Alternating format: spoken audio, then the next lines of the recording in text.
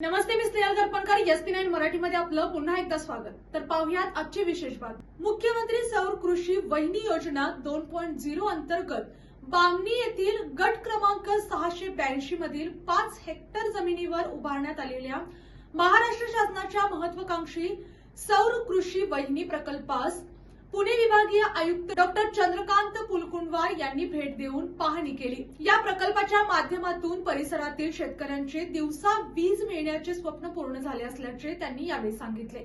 तर पाहुयात आजची सविस्तर बातमी. यावेळी मार्गदर्शन करताना ते म्हणाले की खासगी जागा भाडेतत्वावर घेताना शासनाकडून प्रति हेक्टर वार्षिक 1,25,000 रुपये दिले जाणार असून या भाड्यामध्ये दरवर्षी 3% वाढ केली जाणार आहे. ज्या ठिकाणी पडीक जमीन किंवा गायरान जमीन उपलब्ध आहे तिथे असे प्रकल्प उभारता येतील, ज्यांचा सर्वांनाच फायदा होईल. प्रधानमंत्री सूर्यघर योजनेत ही जिल्ह्यातील कामगिरी उत्तम असून जास्तीत जास्त ग्राहकांनी या योजनेत सहभागी व्हावे. स्वतःच्या छताचा वापर करून सौर ऊर्जा निर्मित केल्यास वीज बिल शून्य होण्यास मदत होईल.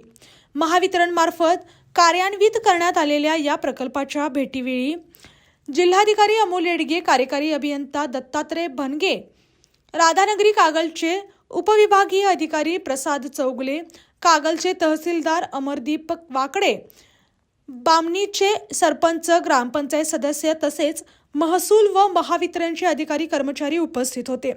प्रकल्पाची वैशिष्ट्ये कार्यकारी अभियंता दत्तात्रय भनगे यांनी प्रकल्पाची तांत्रिक माहिती दिली. क्षेत्रफळ बामणी येथील सुमारे 12.5 एकर शासकीय गायरान जमिनीवर हा प्रकल्प उभारला आहे. सद्यस्थिती 2 महिन्यांपूर्वी हा प्रकल्प प्रायोगिक तत्वावर सुरू झाला असून यामुळे शेतकऱ्यांना आता दिवसा वीज पुरवठा होत आहे. नियोजन जिल्ह्यात 46 उपकेंद्रांमार्फत एकूण 170 मेगावॉट सौर ऊर्जेचे नियोजन होते. त्यापैकी 106 मेगावॉट वीज निर्मिती सुरू झाली असून उर्वरित 64 मेगावॉटचे काम प्रगतीपथावर आहे. खासगी सहभाग भविष्यात सरकारी जमीन उपलब्ध नसल्यास खासगी जमीन भाडेतत्वावर घेऊन सौर प्रकल्प उभारले जातील. जिल्ह्यात आतापर्यंत 40 मेगावॉट पेक्षा जास्त क्षमतेचे सौर संच बसवण्यात आले आहेत. यामुळे अनेक ग्राहकांचे वीज बिल शून्य झाले असून अतिरिक्त वीज महावितरणला विकून त्यांना मोबदलाही मिळत आहे. तरी सर्व नागरिकांनी मुख्यमंत्री सौर कृषी वाहिनी योजना व प्रधानमंत्री सूर्यघर योजनेचा लाभ घ्यावा असे आवाहनही यावेळी करण्यात आले. याने अशाच बातम्यांसाठी पाहत रहा SP9 Marathi, your time your news. धन्यवाद.